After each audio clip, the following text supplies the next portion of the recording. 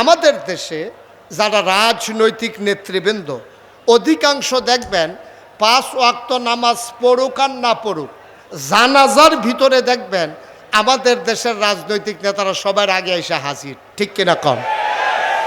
সে যেই দিন জুহরের পরে জানাজা ওই দিনও সে জুহর পড়ছে কিনা সন্দেহ আছে।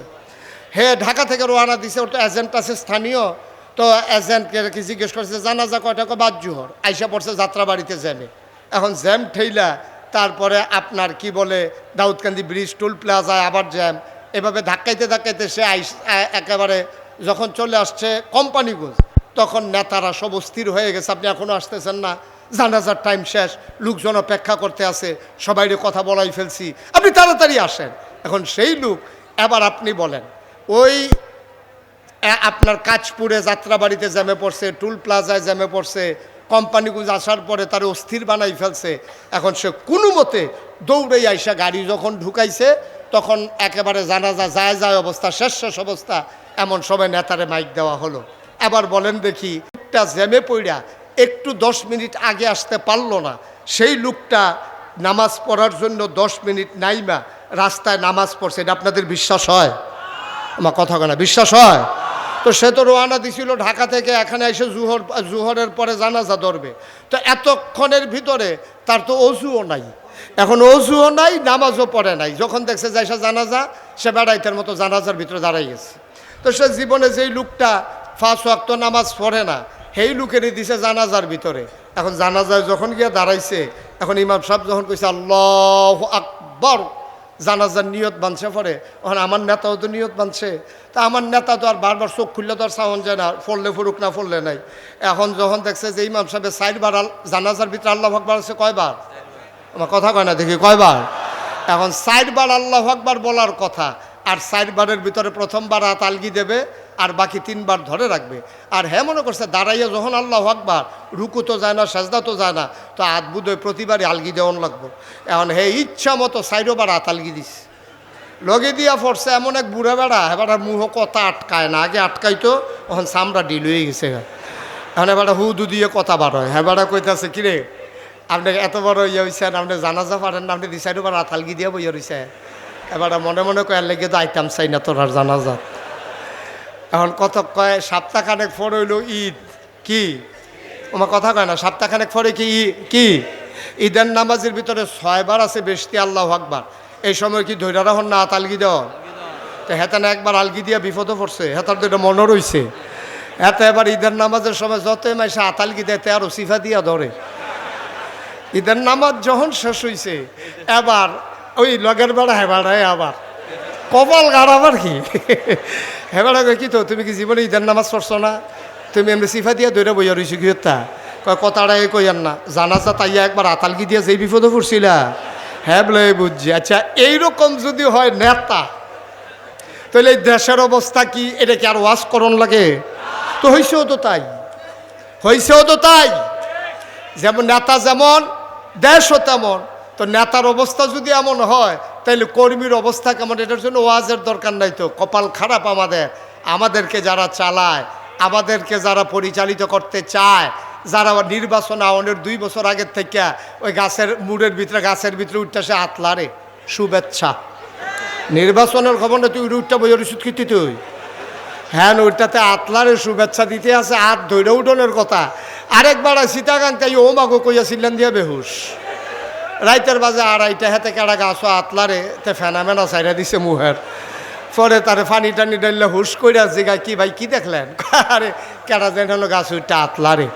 শহীদারে কয় বেলা সবসময় আমরা এখনও থাকি, কোনো সময় আতলারে না, তোমার আতলার তো হয়েছে কত আইও না চাই গিয়া টর্চটা টিপ দিয়ে দেখতে। তো নির্বাচন করবে আগের থেকে আতলারে। মুসলমান ব্যক্তি জীবনে তুমি ইসলাম মানতে পারো নাই, এই ব্যক্তি জীবনে তোমার ইসলাম মানতে না পারার কারণে তোমার জীবন ডেস্ট্রয় হয়ে গেছে, তুমি রওনা দিয়েছো জাহান্নামের দিকে, ঠিক কিনা বলেন? তোমার দৌড় হয়েছে জাহান্নামের দিকে, এখান থেকে ফিরে আসা এই বয়সে আর কঠিন। আমি কইছিলাম সূরা ফাতিহাটা ঠিক কইরা লন না, কই হুজুর ঠিক তো করতাম চাই, এই যে হাডা এটা আর এই পর্যন্ত যায় না তো নিচ পর্যন্ত, আর এটারে চাইছি দাঁত মাত যে ফুড়ে গেছে গা, এইটা এইরকম সাইডে ফাইল দৌড়দৌড়ি করে ফুটা মতো উচ্চারণ হয় না। গোটা বিশ্ববাসী, শুধু বাংলাদেশ নয়, গোটা বিশ্বে প্রায় 800 কোটি মানুষ এখন, 250 কোটি মুসলমান, সব জায়গায় মানুষগুলো ধ্বংসের দ্বার প্রান্তে পৌঁছে গেছে। যদিও এই জামানাকে আয়ামে জাহিলিয়া বলা হয় না, কিন্তু আয়ামে জাহিলিয়াকেও হার মানিয়ে দিয়েছে আজকের এই পৃথিবী। আজকের এই যে আমাদের যে অবস্থা, একেবারে আয়ামে জাহিলিয়াতকেও হার মানিয়ে দিয়েছে। আজকে তৎকালীন জমানায় মানুষগুলো মানুষের উপর অত্যাচার করত, নির্যাতন করত, মানুষের উপরে নিপীড়ন করত। কিন্তু বর্তমান জমানায় আপনি খেয়াল করে দেখবেন, মানুষের সাথে রাজনৈতিক মতপার্থক্য থাকার কারণে, মানুষে ঐক্যমত্য পোষণ করতে না পারার কারণে, ক্ষমতার মসনদ পাকাপুক্ত করতে গিয়া আমার দেশে এই মানুষ নামক এই মানুষগুলো আবার অপর দলের মানুষগুলোকে পিটিয়ে রাস্তার উপরে হত্যা করে লাশ বানিয়ে ফেলে রেখেছে। মানুষের উপরে নৃত্য করেছে মানুষ। গোটা পৃথিবীর মানুষ অবাক বিশ্বে তাকিয়ে দেখেছে, মানুষ এত হিংস্র হতে পারে, মানুষ এত কুৎসিত হতে পারে, মানুষ এত নির্মম হতে পারে, মানুষ এত পাষণ্ড হতে পারে, এটা মানুষের জানা ছিল না। কিন্তু পৃথিবীর ইতিহাস এই বদলে দিয়ে বাংলাদেশে এই ঘটনা ঘটিয়েছে, যা পৃথিবীর ইতিহাসকে কলঙ্কিত করেছে। পরিণামে কি হলো? পরিণামে তাই হলো যা হবার। গোটা পৃথিবীর মানুষগুলো বাংলাদেশের একটা প্রেক্ষাপটে যখন মানুষগুলো ফুসে উঠল, খেপে উঠল, মানুষগুলো যখন আর নির্যাতন সইতে পারছিল না, তখন সবাই মিলে চেয়েছিল, যখন দফা এক দাবি এক, পদত্যাগ পদত্যাগ, আল্লাহ তা মেনে নিলেন না। আল্লাহর ফায়সালা ভিন্ন হয়ে গেল। আল্লাহ রায় দিয়ে দিলেন দফা এক দাবি এক, দেশ ত্যাগ দেশ ত্যাগ। ঠিক কিনা বলো? গোটা পৃথিবীর মানুষ চাইল পদত্যাগ, গোটা বাংলাদেশের মানুষ, আপামর জনতা, রাজনৈতিক নেতৃবৃন্দ সবাই চাইল পদত্যাগ, আর আল্লাহ ঘটাই দিলেন দেশ ত্যাগ। এটাই হচ্ছে আল্লাহর ফায়সালা। ঠিক কিনা বলেন? এই ফায়সালা কার? কথা কোন? এই ফায়সালা কার? আল্লাহ যা বলেন তা করেন নাকি করেন না? কম কম না বেশি বেশি? কুরআনুল কারীমে 30 পারায় সূরা বুরুজের শেষ অংশে আল্লাহ কত সুন্দর করে ওয়াজ করে দিলেন। আল্লাহ বলেন, ফাআলুল লিমা ইউরিদ। আমার আল্লাহ এমন আল্লাহ, তার যা মন চায় ওই কাজটাকে আমার আল্লাহ বেশি বেশি করে দেন। বলেন সুবহানাল্লাহ। আল্লাহ দুনিয়ার মানুষের মতো না। দুনিয়ার মানুষ বলে একটা, করে আর একটা। ঠিক কিনা? অসুখে পড়লে একরকম, ভালো হয়ে গেলে আরেক রকম, বিপদে পড়লে একরকম, বিপদ দূর হয়ে গেলে আরেক রকম, ক্ষমতায় থাকার সময় একরকম, ক্ষমতা চলে গেলে আরেক রকম। ঠিক কিনা? সারাটা বছর টেলিভিশনটা খুললেই, পত্রিকার পৃষ্ঠা উল্টালেই সারাটা বছর একটাই খবর, খেলা হবে খেলা হবে। ঠিক কিনা? তারা শৈলান্তা যে কথা কন লাগে না, এটা কথা কইলেই হয়। তুমি যে কইতেছো খেলা হবে খেলা, হ্যাঁ তার হইলে ওপেন হার্ট সার্জারি হয়ে রয়েছে, তাহলে খেলা করার লাগে দুইজনে দৌড়া। হেতে যদি কয় খেলা হবে, তো ফলাফাইনে কয় তো নামেন। এখন ফলাফাইন নামছে, হেতে ভাগিয়া গেছে। এখন খেলা হইতেছে এক সাইডে, গোল দিতে দিতে দিতে দড়ি গিটাইতে গিটাইতে দড়ি শেষ, গোল দোয়ার শেষ হয় না, কারণ প্লেয়ার নাই তো, বাধা দেউন না নাই, একসেটিয়া গোল। নাউজুবিল্লাহ বলবেন না? জোরে বলবেন না নাউজুবিল্লাহ? সুতরাং বুঝতে হবে, আমাদের চিন্তা ভাবনা এক, আল্লাহর ফায়সালা হলো আরেক। ঠিক কিনা বলেন?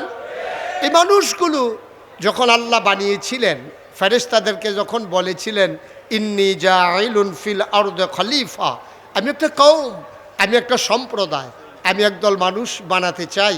ফেরেশতারা বলছে বানানোর দরকার নাই, মানুষ বানাবেন, মারামারি করবে, কাটাকাটি করবে, ঝগড়া বিবাদ করবে, কি দরকার মানুষ বানানোর? আল্লাহ তাবারক ওয়া তাআলা তাদের যুক্তি মানলেন না, বুদ্ধি শুনলেন না। তিনি ঘোষণা দিয়ে দিলেন, ইন্নী আ'লামু মা লা তা'লামুন, আমি যা জানি তোমরা তা জানো না, বলেন সুবহানাল্লাহ। মানুষ বানানো হয়ে গেল। একটা মানুষ জাহান্নামে যাক, আমি শুরুতেই বলছিলাম আল্লাহ চান না। সব জান্নাতে গেলেই আল্লাহ লাভ, কারণ আল্লাহ বড় আদর করে মানুষ বানিয়েছেন। আফসুস কি জানেন, আল্লাহ চান আমরা জান্নাতে চলে যাই, কিন্তু আমরা জাহান্নামের দিকে এমন দৌড় দিছি, এটা থেকে উঠে আসা বড় মুশকিল, ফিরে আসা বড় মুশকিল। এখন হার্ট ব্রেক কইরাও আমাদের ফিরে আসার আর সুযোগ নাই। কারণটা কি? আজকে সেই কারণগুলো চিহ্নিত করব। কেন মানুষগুলো আজকে জাহান্নামের দিকে দৌড় দিয়ে আছে, কেন ওরা ফিরতে পারছে না, এগুলো ইনশাআল্লাহ পর্যায়ক্রমে আলোচনা। ওয়ামা তৌফিকি ইল্লা বিল্লাহ। বন্ধুগণ, আল্লাহ তাবারক ওয়া তাআলা জান্নাতে দেওয়ার জন্য মানুষদেরকে অনেকগুলো চেষ্টা করেছেন, অনেক চেষ্টা, অনেকভাবে আল্লাহ চেষ্টা করেছেন, কিন্তু মানুষগুলো পারল না। কেন মানুষগুলো পারল না? অনেক কারণে। এক নম্বরে হচ্ছে সে ব্যক্তি জীবনটাকে গুছিয়ে নিতে পারেনি।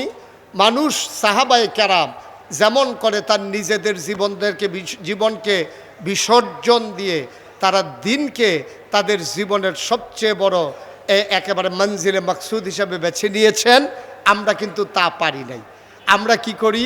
আমরা করি কি, আমরা এই ইসলামকে মানি এমনভাবে যে আমরা ইসলাম মানতে চাই অবসর মতো, সুবিধা মতো, প্রয়োজন মতো।